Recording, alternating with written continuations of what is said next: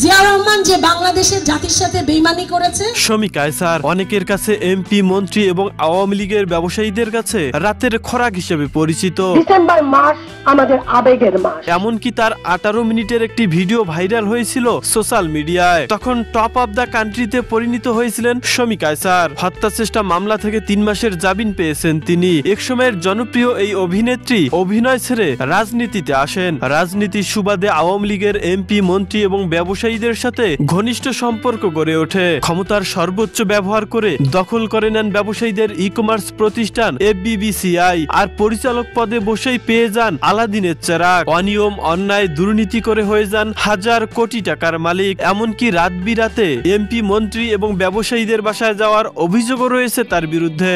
যখন যেভাবে পেরেছেন আওয়ামী লীগ সরকার স্বৈরাচার শেখ হাসিনাকে তেল দিয়ে উপড়ে উঠিয়েছেন। উচ্চ স্বরে বিষোদ্গার করেছেন শহীদ জিয়াউর রহমান।